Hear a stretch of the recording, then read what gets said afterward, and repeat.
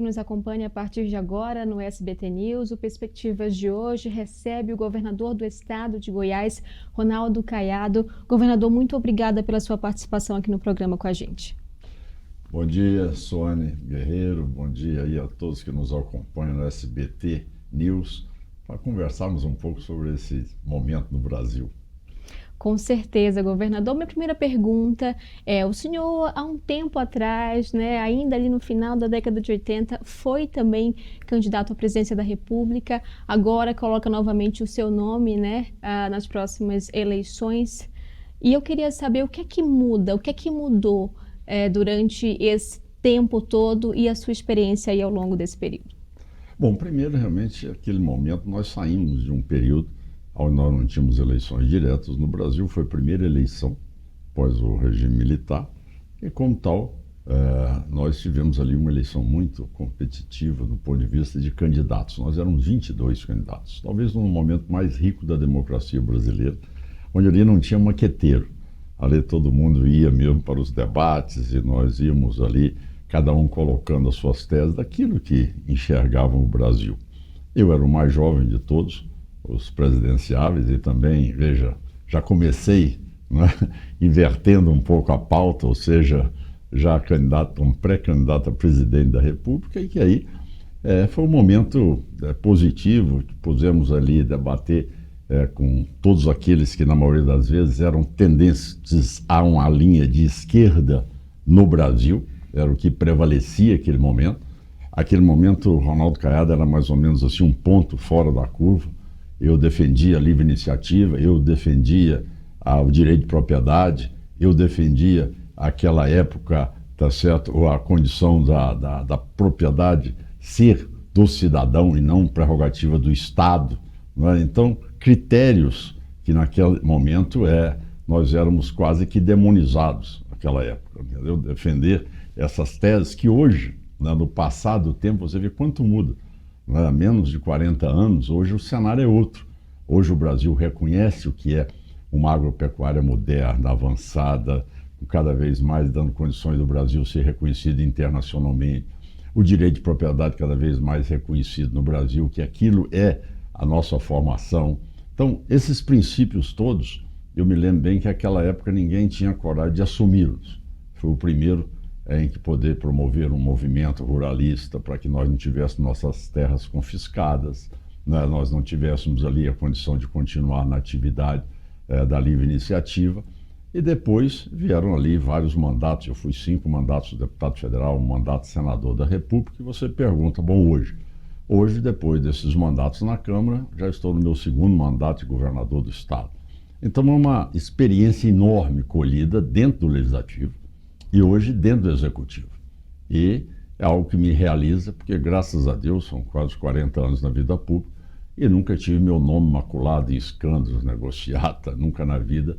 Eu sempre fiz política com muita independência moral e ao mesmo tempo com respeito àquilo que é o voto. Então isso me deu credenciais hoje para governar o estado de Goiás, acumulando uma experiência enorme, que eu vinha com 6 mandatos no Congresso e agora 2 mandatos no Executivo, e como tal, e aí me alegra muito também em todas as pesquisas, Goiás ser o estado mais bem avaliado no país, tá certo? Por várias pesquisas que já foram feitas, e Goiás ser referência na educação, na segurança pública, na saúde regionalizada, nos programas sociais hoje, de inclusão social. Então eu acho que isso realmente acumula uma experiência enorme para a gente poder realmente ter maior capacidade de diagnosticar os problemas e poder atuar nos problemas. O senhor acredita que entre os nomes da direita cotados para essa próxima eleição à presidência, a gente tem Tarcísio de Freitas, Romeu Zema, Ratinho Júnior, o seu nome tem mais peso do que esses outros nomes? Eu não teria pretensão de dizer que tem mais peso. Eu diria a você que eu tenho mais anos vividos dentro da política. Eu tenho aí, tá certo, um período só de mandatos que vão chegar a 32 anos, tá certo? E fora disso, lógico, eu tive derrotas, sou uma pessoa que conheço os dois lados da moeda. Eu sei que todos nós precisamos de aprender muito, ter experiência, não é? Ou seja, precipitadamente eu fui candidato com uma idade que eu não tinha ainda uma capacidade de poder enxergar tá certo, a condição de governar um país, tá certo? Hoje eu posso dizer a você que eu acumulo experiência, tá certo? Não estou dizendo dos demais, tá certo? Eu acho que cada um tem que se apresentar como, e não cabe a mim aqui fazer juízo de valor sobre os outros pré-candidatos. Então eu me apresento como um pré-candidato ao partido que eu estou filiado, que é a União Brasil, e que levarei meu nome até a convenção para que possa representar a União Brasil nas eleições de 2026. Agora, quanto aos demais, com todo respeito, toda a convivência e parceria que nós temos com todos esses outros governadores também que, junto comigo, têm feito uma gestão maravilhosa em seus estados. Mas aquilo que eu acumulei, que foi o motivo da sua pergunta inicial, é que dá um resultado, como por exemplo, eu sou um homem que governo o meu estado, mas em total parceria. Você aprende isso no Congresso Nacional. Você, para construir maioria no Congresso Nacional, tá certo? Você tem que ter, para cada matéria, um número de votos. Se for uma PEC, você tem que ter 308 votos na Câmara, 49 no Senado. Então você sabe que você só constrói unindo. Então quando eu cheguei no estado de Goiás, diante de uma crise enorme, um colapso completo, com o estado envolvido em escândalos, em corrupção, em descrédito, em criminalidade, olha, como recuperar aquele estado? Então, eu, com aquilo que você aprende, chamei o presidente do Tribunal de Justiça, da Assembleia, do Ministério Público, do Tribunal de Contas, da Defensoria Pública e disse, olha, o problema não é só meu. Todos nós aqui tem poderes e órgãos independentes, mas todos aqui têm a prerrogativa de nós, em forma conjunta, acharmos uma solução para o Estado. Então eu sempre governei, sempre com muita responsabilidade, mas compartilhando com os outros poderes e órgãos independentes a responsabilidade também de assumirem aquela situação que o Estado passava. Isso que me deu condição de sair de um Estado bloqueado no Congresso, bloqueado no Tesouro, inviabilizado do ponto de vista fiscal e chegar com o Estado hoje, que é uma referência de gestão e também de capacidade de investimento em saúde, educação, segurança, que é acima da média nacional, lógico, guardando a proporcionalidade de Goiás. E durante a pandemia da Covid-19, o senhor chegou a questionar algumas posturas negacionistas do ex-presidente Jair Bolsonaro? Vocês se distanciaram, se aproximaram? Como é que está essa relação agora? Você pode considerar, o senhor considera que vocês são aliados? Como é essa relação? Olha, primeiro, retornar rapidamente a este ponto, é dizer que na política você tem que ter, primeiro, autonomia nos seus gestos. Tá? Autonomia embasada em quê? Embasada na sua consciência, na sua formação. Lógico, eu sou um médico, eu sou um cirurgião. Então, eu sou uma pessoa que tem milhares de casos atendidos e operados. Eu sou um homem que me baseia na ciência. Tá certo? Quer dizer, ao ter a minha profissão, que é de salvar vidas, certo? Quer dizer, tratar pessoas graves, a minha responsabilidade é essa, como cidadão. Eu tenho que ter essa noção. É para isso que eu fui formado. Então eu tenho consciência de que as minhas decisões, elas foram embasadas em decisões com bases científicas. Eu não trato nada no achismo. Eu não faço medicina no achismo. Certo? Tanto é, para você ter uma ideia, naquele momento onde o Brasil todo negou a vinda dos brasileiros que estavam em Wuhan, na China, o único estado que o acolheu foi Goiás e na minha cidade natal de Anápolis. Então você vê que ali essas pessoas, elas tinham que ser repatriadas. Eu, como médico, sei o que é também essas pessoas poderem vir. E tratamos tudo de forma daquilo que são as regras da medicina. A vacinação é algo que nós temos que mostrar às pessoas que é para que a gente possa combater consequências que virão e que vieram, tá certo, com óbitos em proporções elevadas. Então, se eu tenho um desentendimento com alguém que tem outra opinião, tá certo? Isto aí Não é motivo. Cada um tem a sua convicção. Ele tem a dele, eu tenho a minha. Agora, no estado em que eu sou o governador, prevalece a minha. Certo? Então, isto é independência que você tem que ter. Um governante tem que guardar essa independência. É isso que se espera de um governante. Não é? E olha, e se eu tivesse tomado uma medida errada, eu não teria a avaliação que eu tenho no governo hoje. Então, isso tudo é uma somatória de responsabilidade com a população, que ela hoje reconhece que eu tomei os melhores caminhos. Agora, isto aí, cada pessoa tem sua maneira de pensar. Eu respeito o direito da pessoa, divergir. Agora, isso também não pode ser amanhã queda de braço. Quer dizer, o universo que o ex-presidente Bolsonaro tem apoio, tá certo? É o mesmo que eu tenho apoio, certo? Essa luta, eu estava dizendo a você, eu comecei ela há 40 anos atrás, onde ninguém tinha coragem de defender direito de propriedade, livre iniciativa, tá certo? E que nós éramos quase que demonizados naquela época. Agora esse setor está bem avaliado, agora todo mundo realmente tem coragem de defender aí. Aquela época era mais difícil. Mas dizendo a você que a vida é exatamente isso, tá certo? Cada um tem as suas posições, agora tem um ponto de convergência. Qual é o ponto de convergência?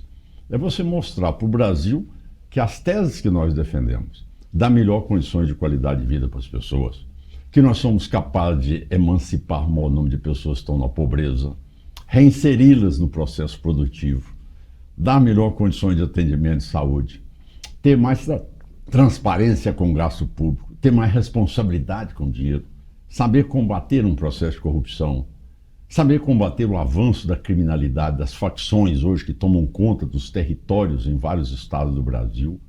E, por exemplo, Goiás, você circula no estado, não tem nenhuma rua em Goiás que você dependa da vontade de um faccionado para você entrar na rua, não. O território ele é todo ali à disposição dos brasileiros ou dos goianos que ali vivem. Então, eu acredito dos poucos estados no Brasil que tem esse nível de segurança pública, sendo que nós tínhamos uma região no entorno de Brasília que era uma das regiões mais violentas do país.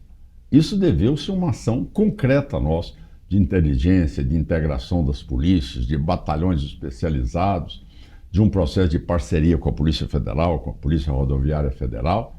E Goiás hoje se mostra com quedas assim, de crimes, algo que ninguém nunca viu no país. Por exemplo, roubo de carro, chega a queda de 97%.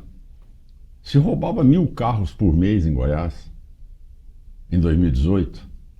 Então, quer dizer, era latrocínio, era sequestro de pessoas, assalto a bancos. Nunca se teve um assalto a banco mais desde que eu sou governador. Nunca teve um novo cangaço. Nunca teve uma explosão de carro forte. Enfim, você vê que as pessoas vivem hoje em tranquilidade. E daí o desenvolvimento de Goiás. Dando segurança, as empresas estão indo para Goiás. As pessoas estão mudando para Goiás. As pessoas se sentem confortáveis morando lá. Não tem que ter carro blindado, não tem que ter segurança privada. Então, isto é o que o Brasil mais clama. Você vê todas as pesquisas. Hoje a demanda da população é a violência. Como combater a violência, como a pessoa poder viver o seu dia a dia, sem ter seus filhos sequestrados pelo narcotráfico, sem ter amanhã a condição de ter sua empresa e não ter que pagar propina para milícia, para bandido, para faccionado. Como ele tem independência hoje de ir a um restaurante, a poder transitar pela rua, falar ao telefone celular. Esse dia eu estava brincando, mas não é brincadeira, é a verdade, tá certo? Num grande congresso eu disse, olha, se vocês quiserem falar ao telefone tranquilamente, andando pelas ruas, qualquer hora do dia ou da noite, visitem Goiás, vocês serão muito bem recebidos. Mas é para dizer que não é só falar ao telefone, é você ter uma quantidade de fatores que são condicionantes para o cidadão poder viver em paz. E o senhor falou muito sobre a questão da autonomia, dessa relação também com o governo federal em relação à segurança pública, né? Especificamente. A gente tem uma movimentação por parte do ministro da Justiça, Ricardo Lewandowski, juntamente, né, com o presidente Lula, em relação a uma proposta para unificar ali as políticas nacionais de segurança pública. Na sua avaliação, isso pode trazer benefícios para os estados, para essa questão da segurança? Olha, poder pode, só que a versão dada ao fato desse novo projeto chamado Sistema Único de Segurança Pública, SUSP, tá certo? É algo que está totalmente fora daquilo que deveria ser o conceito de segurança pública pelo governo federal. O governo federal, não cabe a ele tirar a autonomia dos estados. O que eles estão fazendo na reforma tributária e querem fazer agora na reforma dessa PEC do Sistema de Segurança Pública. Tá certo? Os estados, todos, cada um tem a sua característica, tem a maneira sua de lidar com o crime. Para você ter uma ideia, o tráfico de armas, lavagem de dinheiro e narcotráfico não são crimes estaduais, são crimes federais. Mas quem que faz a prisão? Somos nós. Reconheço que a parceria com a Polícia Federal e a Polícia Rodoviária Federal tem sido extremamente eficiente. Mas são crimes que nós é que temos que enfrentá-los. São crimes federais. Então, o governo querer ampliar amanhã a sua tropa, seja operacional, seja de inteligência, tudo bem. Mas querer criar um sistema para dizer o que cada polícia em cada estado tem que fazer, calma lá. As coisas não são assim. A situação de Goiás é diferente da do Mato Grosso do Sul, que está numa fronteira seca. É diferente com os estados da Amazônia. Cada um tem a sua peculiaridade. Agora, se você quer trazer um sistema único de segurança pública, onde a União vai buscar parcerias com os países limítrofes, são grandes produtores de drogas, e que utiliza o Brasil não só como tráfico, mas também como consumo, que o Brasil hoje passou a ser forte consumidor, ou seja, destruindo uma geração toda. Então, o Brasil hoje precisa de ter, dentro do Ministério, uma ação que seja, olha, eu vou liberar o COAF às polícias estaduais. Vou dar celeridade para ele saber como é que aquele empresário ali está realmente, não vou falar a palavra empresário, que seria injustiça da minha parte, como é que aquele cidadão está tendo um crescimento estratosférico sem mostrar como realmente ele está recebendo esse dinheiro. E você tem dados claros disso, só que você não consegue esses dados no COAF.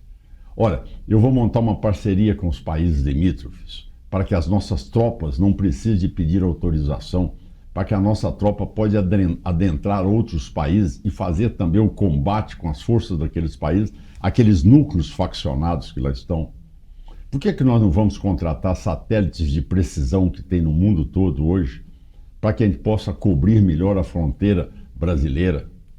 Drones de longa distância ou de grande capacidade de voo, que identificam essas áreas todas, onde você tem uma Amazônia hoje toda tomada pelo PCC, o Comando Vermelho, e também os faccionados do México, da Colômbia e do Peru. Então, aonde está essa ação direta da polícia, da ação federal, de poder fazer com que haja uma harmonia na ação? Agora, ele não pode intervir num estado, que isso é prerrogativa do governador, e dizer, olha, você tem que usar a Câmara. Não, usar a Câmara, a pessoa tem que saber aonde vai, saber se vai querer usar ou não vai querer usar. Isso é uma prerrogativa do governador. Eu tenho que ter uma corregedoria eficiente para punir qualquer cargo de desvio, tá certo? De comportamento de um policial. Agora, eu quero botar a câmera no semiaberto. Naquele que tem a saidinha, graças a Deus foi derrubado. Tá certo? Eu quero saber como é que esse cidadão está passando o dia. Ele está ali com uma tornozeleira, que eles têm 10 artifícios hoje para ela não funcionar. E que você gasta um dinheiro enorme e ele vai praticar roubo no seu dia a dia. E se apresenta à noite. Então, esse que é o lado que nós precisamos. Ser mais eficientes. Por que Goiás é referência hoje? Sabe por quê? Porque nós tivemos a coragem de poder moralizar as penitenciárias. Quando eu assumi Goiás, penitenciária de Goiás, vocês filmaram, tem no jornal de vocês, aqui em 2018, penitenciária de Goiânia, onde lá o chefe das facções alugava quarto de motel por 1 hora. e cobrava quase R$ 200 por hora. Quarto de motel dentro da penitenciária, onde as pessoas consumiam cocaína. Isso tudo por drone filmado. As pessoas ali tinham verdadeiras festas, orgias dentro das penitenciárias de Goiás. Ali era um comando do crime todo ali dentro. O Wi-Fi funcionava melhor do que vários lugares do estado. Então, o que você tem que entender é que se você não tem um controle das penitenciárias, e você acha que isso é fácil? Não é fácil, não. Foram várias ONGs, tá certo? Até uma ONG do PCC, chamada Anjos da Liberdade, eles entraram contra mim em Goiás, no Supremo. Entende? Então, quer dizer, você enfrentar esse grupo, ele é um grupo poderoso, eles têm tentáculos no judiciário, na política, no executivo, no legislativo, em todos os órgãos federais e estaduais, eles têm tentáculos. Então, quando eu consegui fazer com que as penitenciárias não fossem mais escritório do crime, você viu que a criminalidade em Goiás veio lá embaixo. E mesmo sendo oposição ao governo, os senhores têm conseguido ter essa articulação para diversas questões, entre elas essa questão da segurança pública? Não tenho. Posso dizer a você publicamente, não tenho. Infelizmente, eu não tenho sido consultado. Eu acho que eu guardo uma experiência muito grande em relação a esse assunto, mas normalmente é feito mais por teóricos, pessoas que não têm a experiência desse combate o dia a dia. Então eu costumo citar sempre essas pessoas, como dizia meu velho professor, que operar no papel é uma maravilha, porque não sangra, não infecciona, não complica e o doente não vai para o UTI. A hora que você opera o doente ao vivo, aí você tem todas essas complicações. Para você não tê-las, é preciso que você seja um bom cirurgião e tenha experiência no que você faz. Então você vê teóricos escrevendo algo que, na verdade, não tem um enfrentamento direto com o crime. Ou seja, como é que você pode admitir, tá certo? Como é que nós, brasileiros, podemos admitir que existe uma Constituição que prevê o Estado Democrático de Direito, onde a maior parte do território brasileiro é comandado pelo Estado do crime e não é comandado pelo Estado Democrático de Direito? Como é que isso é admissível? Como é que o cidadão que paga imposto vê lá, não, eu na minha cidade não posso entrar naqueles bairros. Eu na minha cidade, para eu viver naqueles bairros, eu vivo sob a tutela do Estado? Não, da facção, do crime. Então, olha, aonde o Estado está cada vez mais se omitindo nessa condição? Então, isso aí é a perda completa da independência dos Estados perante o crime. Ou seja, daqui a uns dias nós teremos um Brasil como a Venezuela, certo? Situações semelhantes como a Colômbia, tá certo? Enfim, esse é o fato que hoje nos preocupa fortemente. Governador, eu tenho aqui alguns dados do Fórum de Segurança Pública que apontam que em Goiás, o estado registrou 517 mortes decorrentes de intervenção policial no ano passado, que seria mais ou menos ali uma média de 1,4 óbitos. E eu queria entender essa situação também. O que é que o senhor tem a dizer sobre esses dados? Eles refletem, de fato, o que acontece? Bom, esses dados eram muito maiores quando você não tinha segurança pública no estado. Aí sim, é o que você está vendo hoje, tá certo? Você chega, por exemplo, na Bahia hoje, uma facção mata a outra entre si, cada eles disputam, não tem ordem, não tem lei, não tem segurança pública, certo? Agora, esse tipo aí de óbito, isso aí vem em toda a sequência, de latrocínios, de enfrentamentos, tá certo? Com a polícia, também policiais meus que foram feridos, e tudo isso. Então, tudo isso acontece. Agora, você não tem mais aquela disseminação. Me contaram agora, não sei se você sabe, que no Rio de Janeiro tem um aplicativo. Aí você acessa o aplicativo para saber o seguinte, qual é a rota que eu vou seguir, para saber se naquela rota está tendo tiroteio ou não. Então, a que ponto nós chegamos? Tá certo? Em Salvador, tá certo? Você não tem acesso à maioria dos bairros da cidade. sem que você acerte com as pessoas. Agora, em Goiás não. Em Goiás você tem uma segurança que ela entra para defender a população. Ela entra para resolver. Ela não está cooptada pelo crime.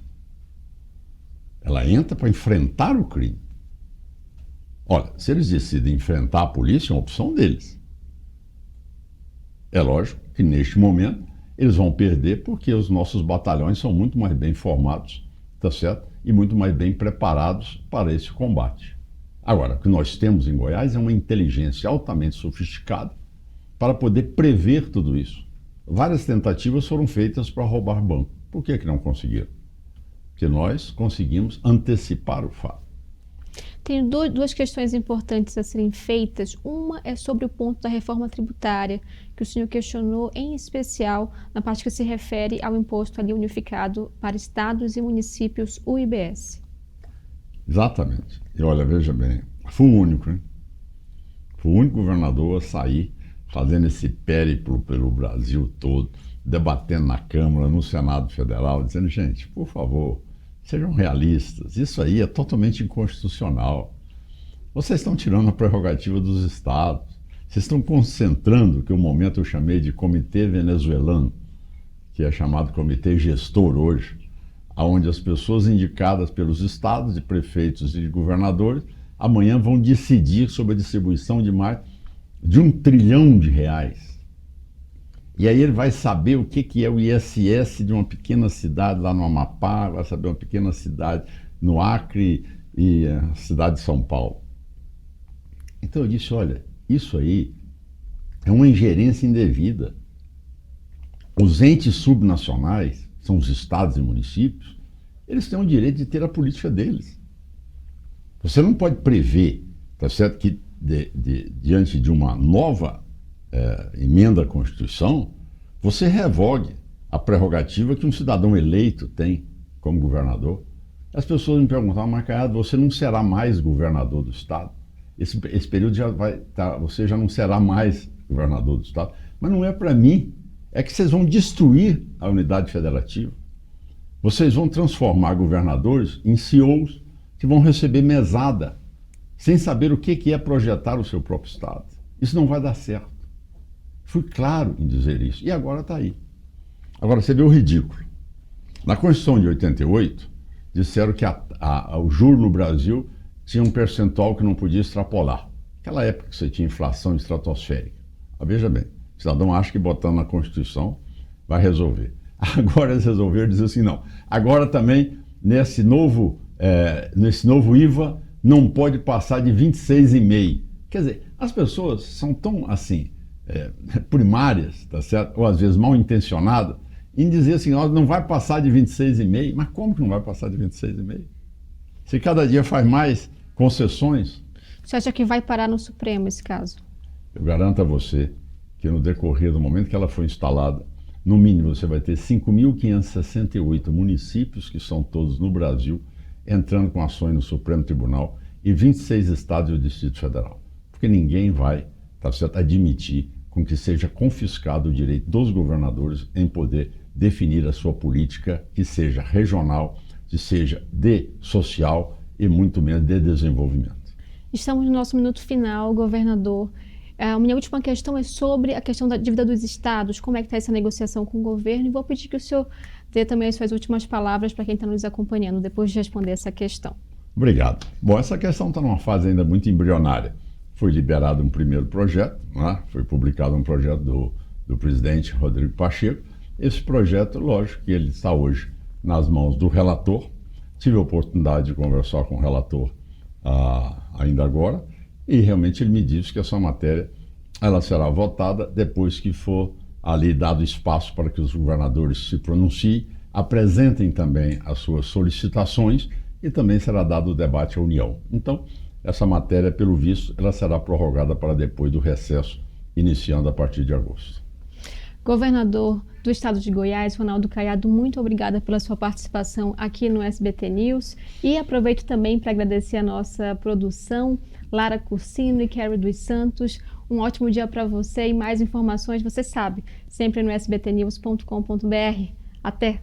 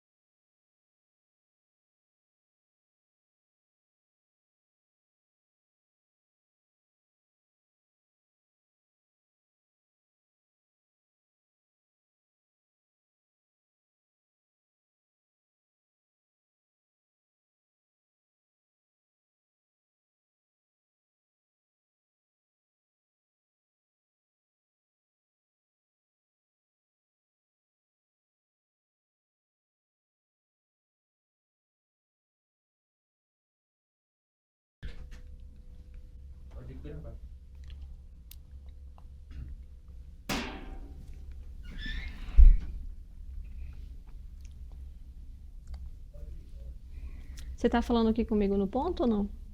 Está falando que pode gravar. Tá, ok. O Perspectivas desta quinta recebe o governador do estado de Goiás, Ronaldo Caiado, um dos nomes para concorrer às eleições à presidência de 2026. Governador, então conte pra gente como é que está essa agenda já. Olha, eu tenho andado bastante, lógico, cumprido minha responsabilidade de governador do estado, mas também nos finais de semana eu tenho visitado outros estados, debatido sobre esse momento que passa tanto da economia como também da violência, que hoje passou a ser a maior preocupação dos brasileiros em todos os quadrantes deste país, exceto Goiás. Qual o grande diferencial do seu nome para essas eleições? Bom, é difícil você fazer a sua autodefesa, mas, modéstia à parte, são 6 mandatos no Congresso Nacional, deputado e senador, agora o meu segundo mandato de governador de estado e a experiência que eu colhi durante todos esses anos e os resultados que eu estou apresentando à população de Goiás, que é o estado mais bem avaliado do país em todas as áreas.